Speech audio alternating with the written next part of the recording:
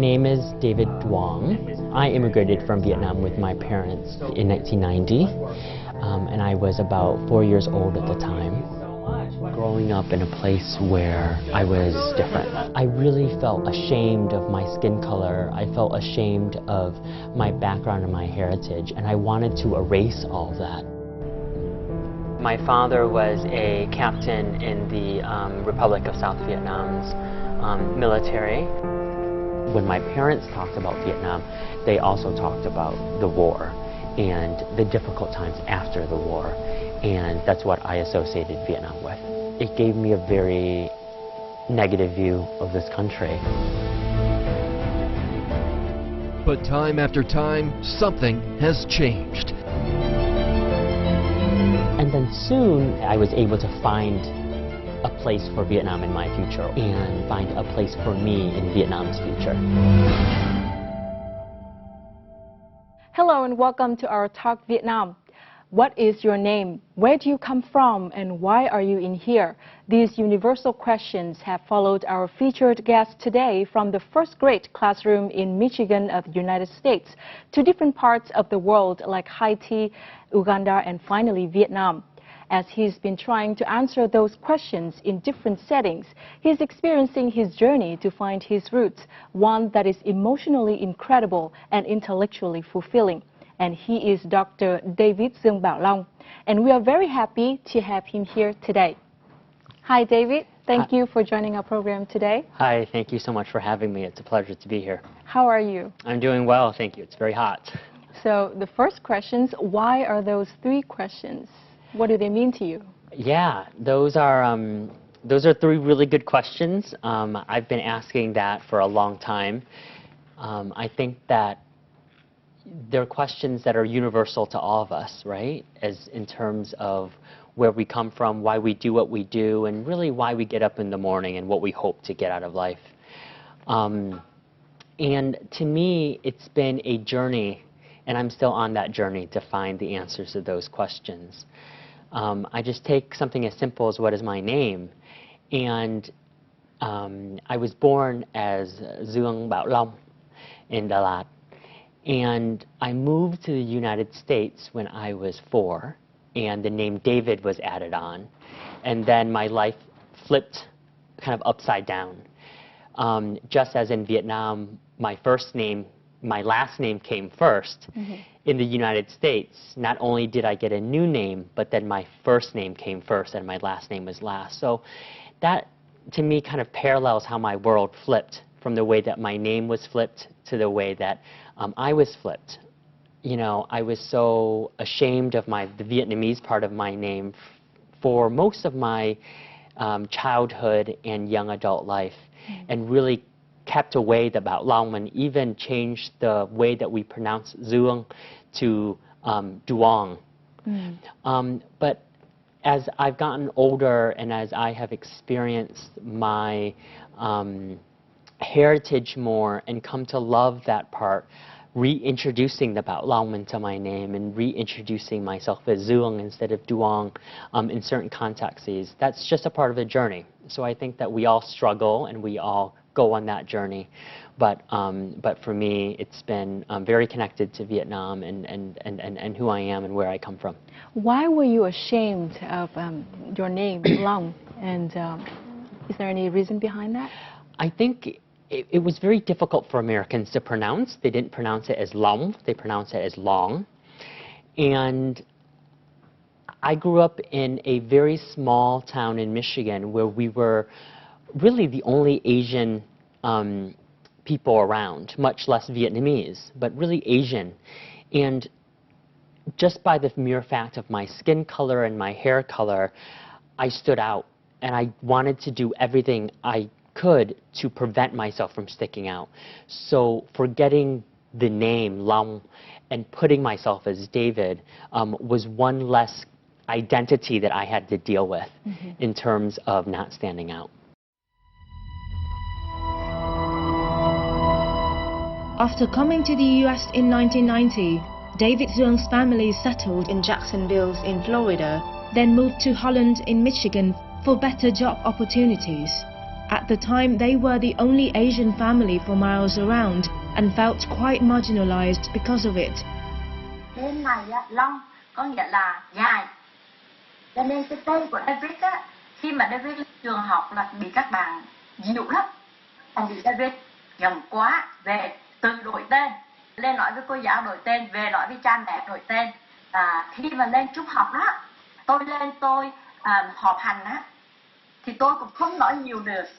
Trong những cái vấn đề sinh hoạt ở trường đó, thì tôi cũng không có tham dự nhiều và cũng không có sinh hoạt được giống như các bà mẹ khác, như những cha mẹ của bên này.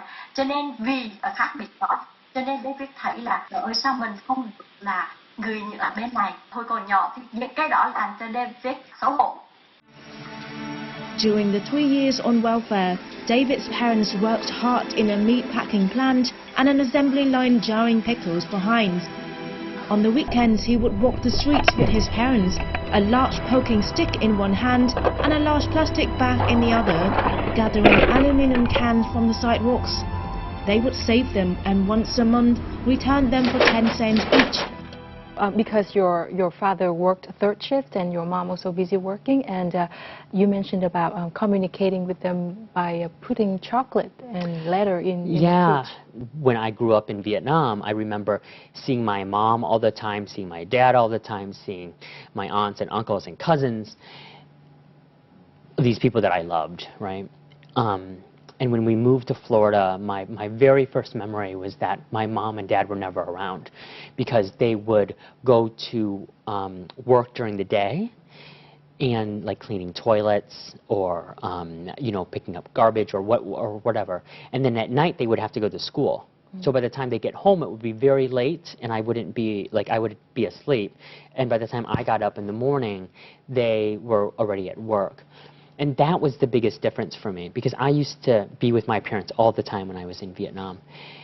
So how we communicated was that my mom knew that I loved these Mr. Good bars, which are these small pieces of chocolate wrapped in this yellow wrapper that had some peanuts in it.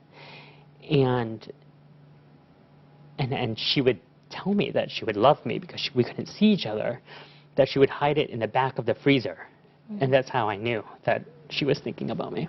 And up until now, whenever I see a Mr. Good bar and I put it in the fridge, I think about that memory, and I think about the fact that my parents worked so hard and we couldn't see each other all the time, but that piece of chocolate was really special. Yeah. And your father, how did he communicate with you? Yeah, my father and I communicated through report cards. So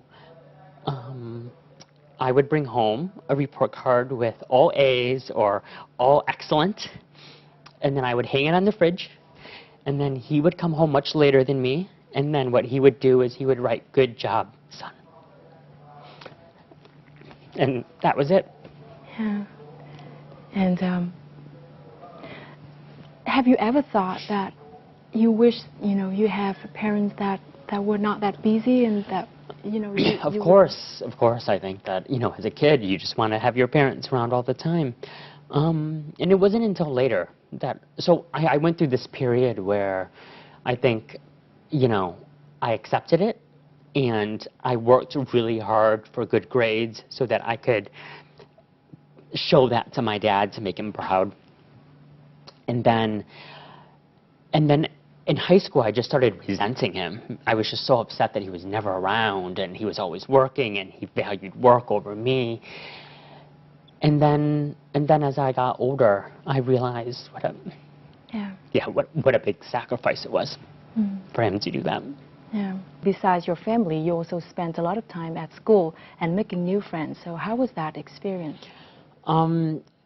The experience was, I think, initially difficult. There was this Asian kid at school, and people looked at me funny, and you know, they didn't understand certain things about why I did the things I did. I remember one of my in Vietnam, when we went to school, we would wear collared shirts, right? Yeah. And white shirts, and when we went to the United States, my mom, every single morning for the first, you know, month, ironed my white shirts from Vietnam, and I was, you know, 5 or 6 at the time, and I would wear it, and the kids would really make fun of me because they said, why don't you wear t-shirts and jeans like we do, but why do you dress so formal? Why do you wear dress pants and collared shirts? And that made me feel different, and it was difficult. You kind of ashamed of your family picking you up at school or dropping you up. Can you share more about that? Yeah. You know, when my parents would pick me up at school, I would say, meet me 2 blocks away, because maybe, you know, just maybe my friends or these kids would assume that I was adopted or something because they didn't see my parents. Or I was afraid that my parents, if they got too close to the school, that other parents would talk to them. And my parents, although they speak English, there's a very heavy accent to it because English is not their first language. And I was ashamed of their accent and of the way they spoke English. And my parents at that time represented Vietnam to me, right? They represented the old traditions. They represented this country that was really a war. They represented everything that Vietnam was, and because I rejected all of that, that was when I started saying, you know what, I'm not going to align myself with them, meaning I'm going to start slowly separating myself. Yeah. The only way David could forget about his roots was to do really well in school. He tried hard to rise to the top of his class and have the highest scores in every course he attended. He wanted to have another identity for himself other than being a Vietnamese American. He wanted to be the smartest kid. I graduated from high school and I really told myself, I'm going to be an American. I'm going to forget about Vietnam, and I don't want anything to do with that. David succeeded academically his entire life. After earning a Master of Public Health from the University of Michigan, he went on to attend Harvard Medical School, where he was also a Fulbright scholar. David is currently the director of the Global Primary Care and Social Change Program at the Harvard Medical School, and also a doctor at the Brigham and Women's Hospital in Boston, Massachusetts. Did you ever imagine that one day, someday, you would go back to Vietnam? I didn't want to. At that time, I didn't want to. At that time, I, you know, was in high school, and all of my friends were going to summer camp. They were going to Disney, they were going to Florida, California, New York, Europe. And my parents really wanted to take us back to Vietnam, and I really didn't want to go. So at that time, I didn't imagine going back to Vietnam. But why didn't you want to go? I didn't want to go because, again, that was the period in time when I was really rejecting everything about Vietnam. So I came back, we, you know, stayed with family members. We were just. So you went back to Dalat? Yeah, we went back to Dalat, and I just didn't have fun because everything was so dirty, and people were speaking so fast, or people were speaking in a language that I really didn't understand, and there was a lot of foods that I didn't like, that I'd never tried before, and I just wanted to be away from it as much as possible. So, and then why did you went back to Vietnam later, the second time? Yeah. So then I went to the University of Michigan in college, and I, for the first time, saw other people, or people that looked like me. So other Asians, but also this whole diversity of African American and Latino. And it was then that I started to realize that it was okay not to be white. Does that make sense? Yes. That it was okay to be different, and it was okay not to conform to white America. And then I started being curious about who I was and where I came from. And that first year when I took anthropology, and I thought, oh my gosh, you know, there's so many different cultures out there, and each of them has their own value. Well, what about my culture? What is my real culture? And that started me asking questions. And then that's why I decided to come back by myself. Can you with tell friends. us more about this time when you came back to Yeah, so I had a group of friends who lived with me in my dormitory at the University of Michigan at Alice Lloyd Hall. And one kid, his father was a Vietnamese veteran, so his father fought in the war, and he was American and came back. Another kid just was very interested in Asia and has never left Michigan before and just wanted to explore the world. And then my best friend just wanted to come along for an adventure, and we said, okay, let's just buy a ticket to Vietnam, and we did that. And I remember my parents came up to visit me, and I was so afraid of telling them. So I bought the ticket, and then I said, oh, so for the first month in the summer break, I'm going to Vietnam, and I already bought my ticket, and you can't stop me. And they were like, oh my gosh, what do you mean? Oh, you know, and my dad started getting very worried, and he's like, well, you don't speak the language that well, and how are you going to survive, and what if people kidnap you, and, you know, and started spiraling down. And then, so we all got on the plane, and we landed in Hanoi, and I remember the first morning waking up in the Old Quarter and just seeing the hustle and bustle and the activity of the Old Quarter. I looked at Vietnam through a different lens that trip back, and we went from Hanoi to Hạ Long Bay to Sapa, down to Hue, Hoi An, and we went to Dalat, to Nha Trang, and to Ho Chi Minh City. And instead of being dusty or dirty, or the food being too spicy or too salty or it being too hot, I just remember for the first time talking to people, like here. Talking to the taxi driver, or talking to the bus driver. How was your Vietnamese? It was bad. It was bad at the time. But, you know, I could struggle. And I think what I really appreciated was that they realized that I was trying, like the taxi drivers or the woman who row your boat at Huong Pagoda, you know, like she saw that I was trying, and she reciprocated that, and that was really nice. I remember for the first time riding on the back of a motorbike of a Xe-ôm driver through the streets of Ho Chi Minh City and just feeling that adrenaline rush, and then a rainstorm coming down and just not even minding it was raining because I just felt so alive, and that something in me, you know, opened up. Yeah. And that's what I felt for the first time, that I was in Vietnam.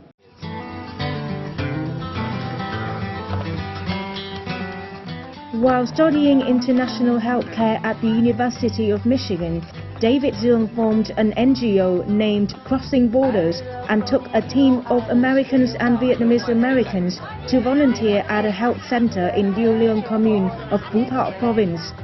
3 summers from 2005 to 2007 was dedicated to compiling a complete report of the local nutrition condition and understanding the Vietnamese culture and lifestyle. Here in Vietnam because I want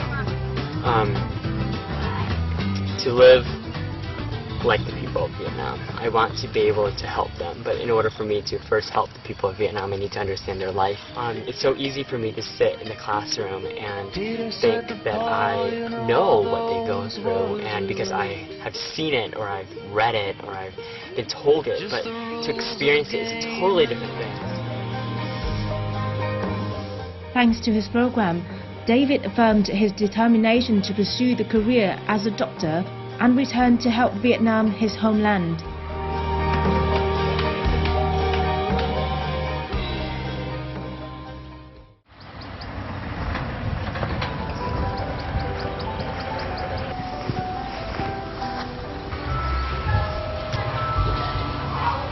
Today, David is heading to where it all started 14 years ago. Chào anh chị. Anh khỏe chứ? Chào anh, khỏe, anh khỏe. Khỏe tốt thế hả? Dạ tốt ạ. Dạ tốt ạ. Gia đình của anh khỏe chứ? Chị Lý khỏe? Chung là cả gia đình cũng khỏe. Dạ. Được, tốt có rồi. Công việc là tốt không nào? Dạ, công việc tốt ạ. Bây giờ chị em đang làm bác sĩ nội trú ở bên kia ạ. Cái trạm mới xây ạ anh. Mr. Điêu Quốc Trị, head of the center, takes David around the new facility, which was partly rebuilt from the old center. Phần sảnh của trạm nó được trang bị theo cái mẫu mới. Here the whole team used to take turns to assist the clinic staff to take care of patients, including delivering Cái babies. phòng này là hồi xưa là Đây là phòng này hồi xưa vẫn nằm đây đấy. Dạ. Đây đúng đến đây thì nằm đây. Dạ. Đây phòng đỡ đẻ đây. Đây cũng nhớ cái phòng này ạ. Thế thì từ năm đấy bây giờ các cháu lớn lắm. Trời ơi, rồi có 10 năm rồi ạ. Mr. Chi was the closest one to David for the whole period of 6 months here. He often calls him by his Vietnamese name Long. Tôi thấy là rất hay, rất quý ở Long ở chỗ là như vậy là sống rất là tình cảm. Giao tiếp đối với người bệnh là như vậy, anh ấy hỏi han cẩn thận lắm, chi tiết lắm. Thế sau đó thì như vậy là đến cái chăm sóc mà bà mẹ rồi thì chăm sóc trẻ là anh cũng rất quan tâm. Có nhiều hôm là phải thức cả đêm.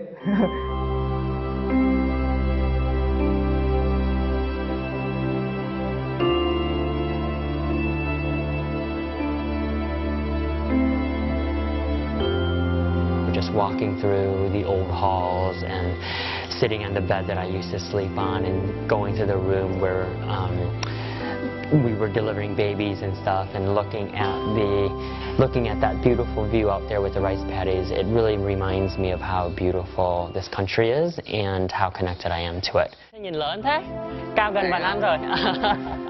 Chị, chào chị khỏe chứ? Dạ, em khỏe ạ. Ồ, chị vẫn nhìn như thế thôi ạ.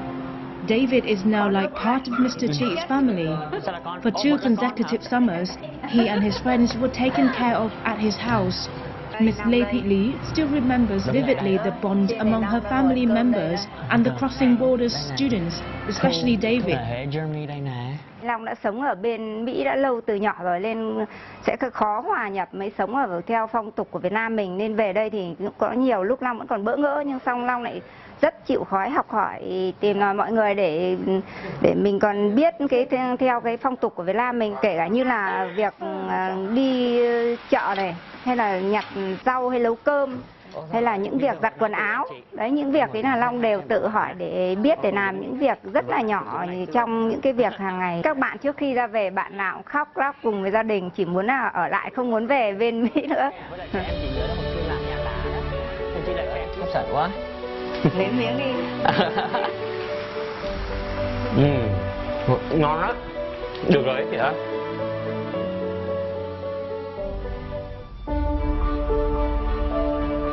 Such experience like this has not only melted away the preconceived notions that young Vietnamese Americans like David might have had before, but also given them a place to call home.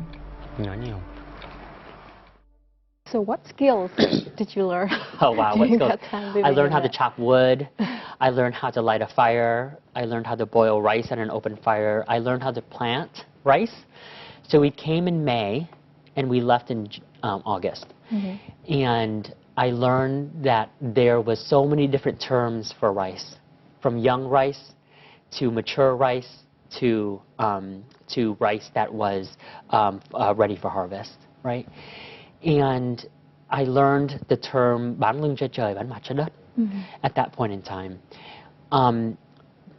So we really tried to integrate ourselves into the life of the commune. And we really tried to integrate where the commune even gave us a little plot of land, probably the size of this room right here. And we would, you know, hunch over and take the ma and take the rice seedlings. Can you demonstrate? And we would plant the rice, right? And then the rice would float back up and float away. Yeah. And then all of the, you know, the other ladies and the men would laugh at us. So then, you know, they would show us how to plant, and we planted in neat rows, and you know, and we would đi cày beforehand. So like, take the water buffalo and try to plow the land, and I learned about opening up the dike systems so that, because you can only villagers had to take turns to open up the dike system from the Red River to come in to flood the land. So that was just, it was amazing that like we were so connected with the people and how they lived their life and how difficult it was, but yet everyone was very this communal aspect to it. And I think thinking back on it now, it brought me back to a time when I lived in Vietnam, where I was living with my aunts and my uncles and my cousins, and we were all one big family. And that's what the commune meant for me, or that's what it felt like for me. Like I would walk down the dirt road and I would see this neighbor or that neighbor and stop in for tea and talk, or this or that, you know. And the doctor of the commune health center said a very important quote to me that I carry with me to this day. And he said, you know, Vietnam không có giàu về vật chất, so Vietnam is not very rich in material goods, but Vietnam rất giàu vào tình cảm. Vietnam is very rich in compassion and love. And that has really carried me through. So we lived at the Commune Health Center, so we saw the different activities, from the childbirthing to the vaccinations, to teaching on malnutrition, to bandaging and trying to take care of wounds, to diagnosing colds or coughs or stuff like that, giving medicines. And I just saw what a difficult job these doctors had, and difficult job these nurses had. That I remember my first time delivering a baby was in Dieu Long. And this was the day, unfortunately, that there was no electricity because it was at the other commune, right? And at 9:30, I'm sitting in the phòng tiếp khách, so the living room of the Commune Health Center where patients come in first. And this lady that I've actually known for the summer comes in and she's like, I'm ready. And I'm like, oh, this isn't a good time, there's no electricity. And she's like, but I'm really ready. So I go and I call the wife of the doctor, who is a midwife. And, her and I, squatting on the floor by candlelight, trying to sterilize equipment, trying to get a flashlight so that we could deliver this child. And we delivered, and the child came safely into the world. But it was by candlelight and by flashlight. Right? Yeah. And we wrapped it up. You could never experience that in the U.S. No, you could never experience that in many places, but especially in the U.S. And I just saw the commitment of the doctors and the health staff there, taking care of the villagers and making sure that they were safe and that they were healthy. And that's what started me thinking about what do I need to do? So David, is that your love for Vietnam, do you think, is that empathy or love? I think it's tình cảm. Which I think it's, I don't know what the translation to Vietnamese into English is, but I think it's a mixture of love. There's some empathy in there, but it's really this feeling that you want it to be better, right? And you want them to be the best that they can be, and you want all the best things for them.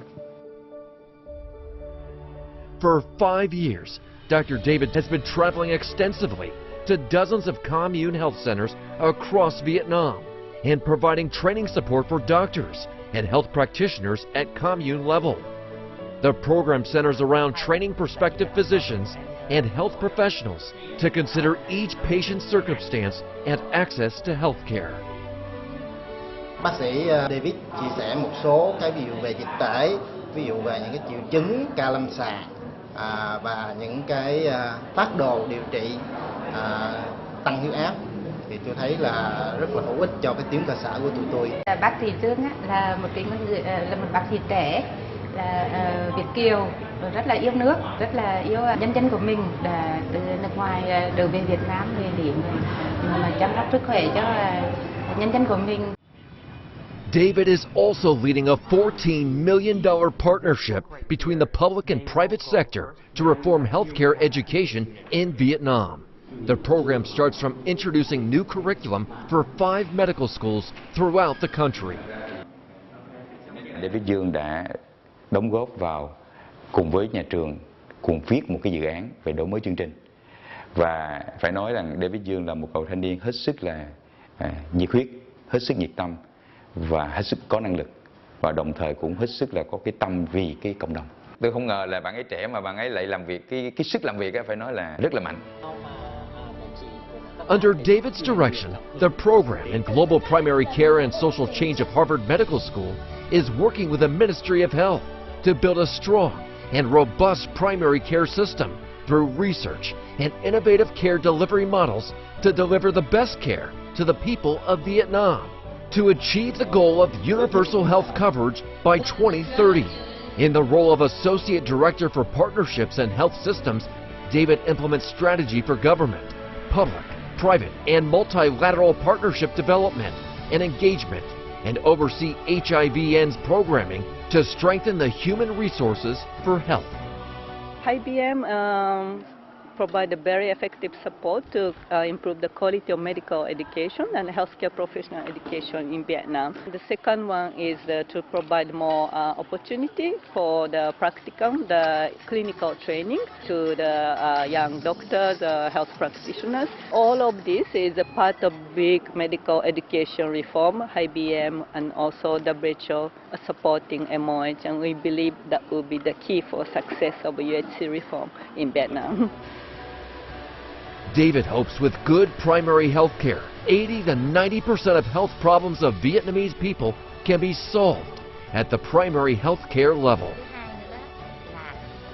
My vision and my dream is really to support those primary healthcare facilities, specifically at the commune level, to increase their capacity and quality.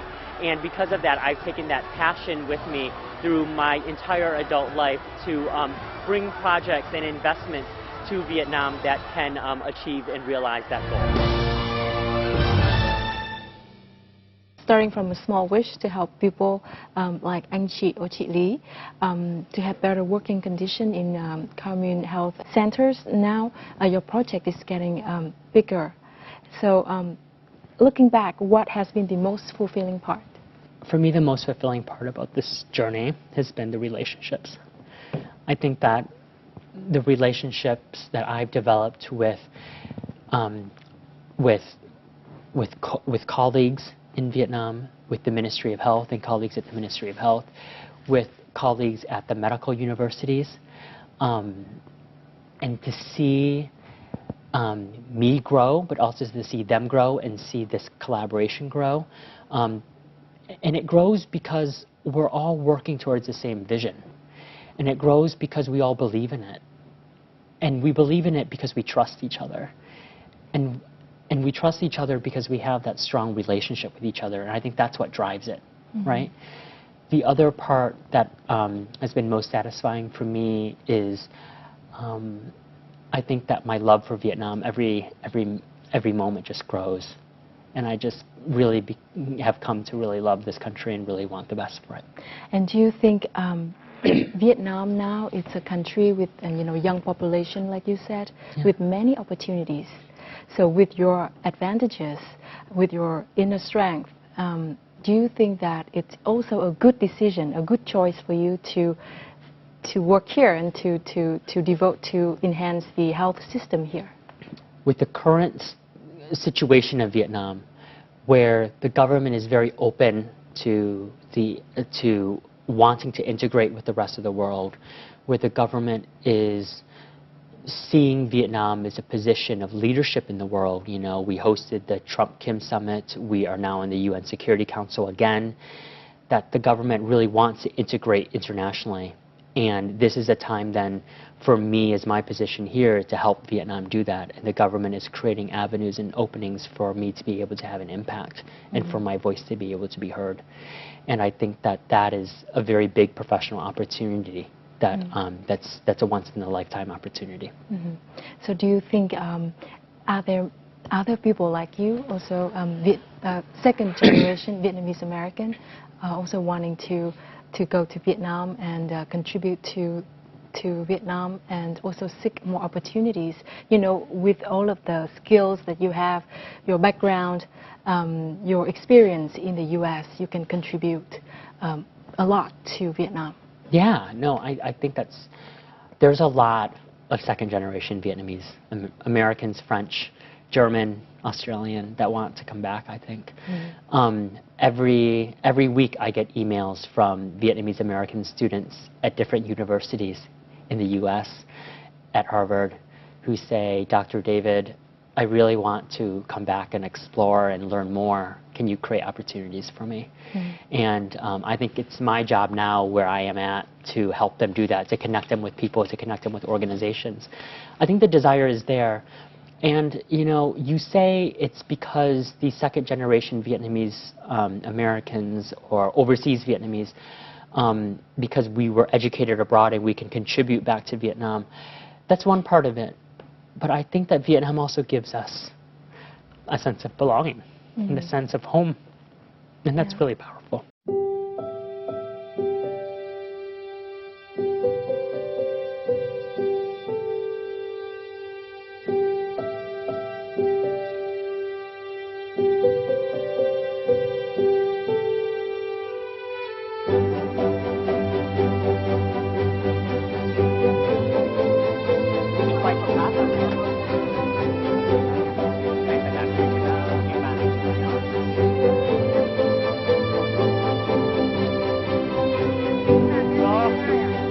trả lời vấn đề này.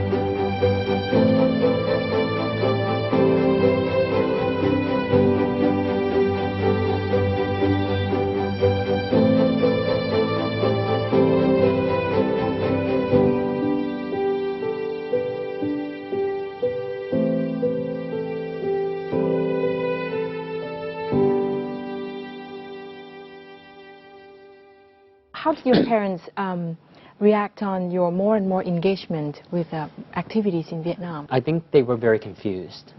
I think with older Vietnamese people who have left Vietnam, they have a very specific image of Vietnam that it's hard for them to get rid of.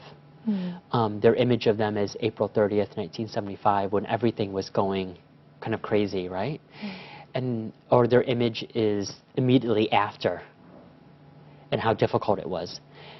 And because it was so difficult, it sticks with them in their mind so much, and that's the image they have of Vietnam. So, you know, the question for that generation is, I work so hard to get out of it, to give you, you know, to get you out of it. Why do you want to go back to that situation? And I think for them, it's very difficult for them of that generation to understand that it's not that anymore, and it's very different. Do you think people of your generation kind of change their mindset and their thinking about Vietnam?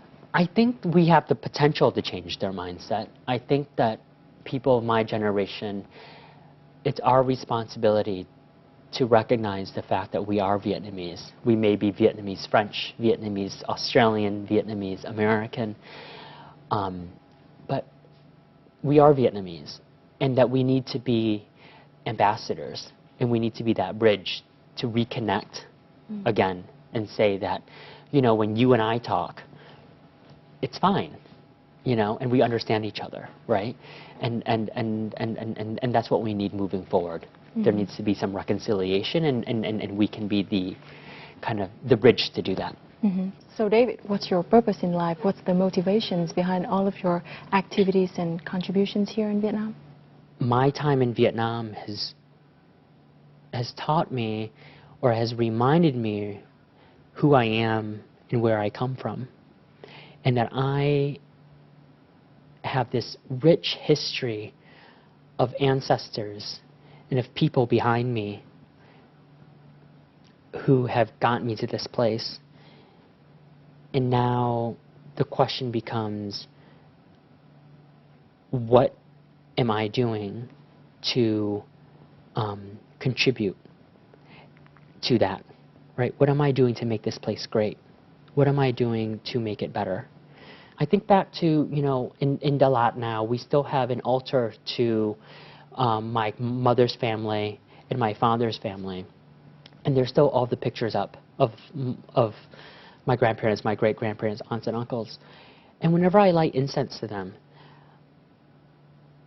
I'm reminded that I'm here because of them, right? And I'm here because of the small sacrifices or the small works or their life that has gotten me here.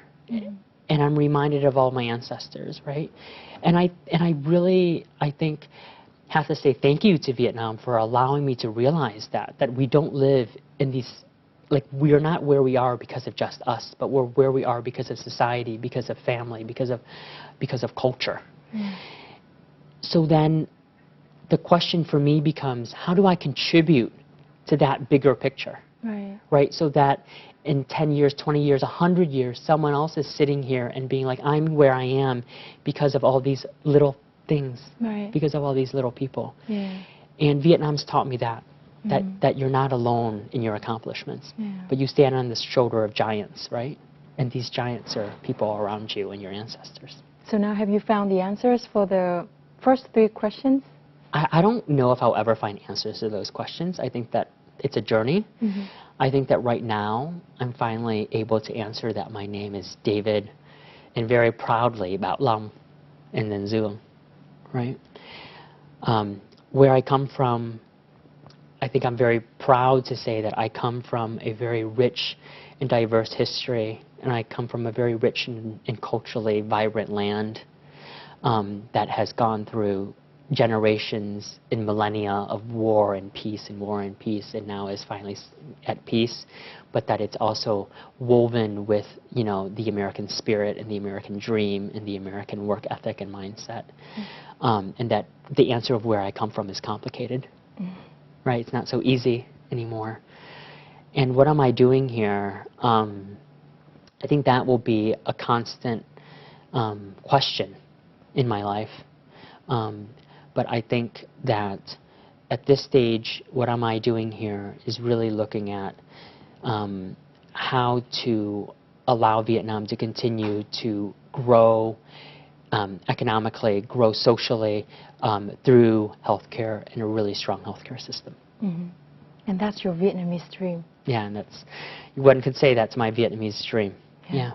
Thank you so much, David, for sharing your stories with us. We were so moved and we learned so much from your journey and your personal story. And I hope that our audience also feel the same. Thank you very much for watching and see you next time. Chào anh. Chị. Chào anh bạn. Chim muông cánh cỏ quy về một Việt Nam tôi yêu thương ngàn đời, dù áo dù hời con nhỏ nằm nôi.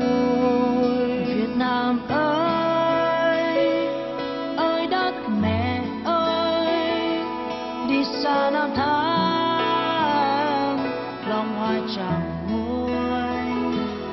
Việt Nam ơi,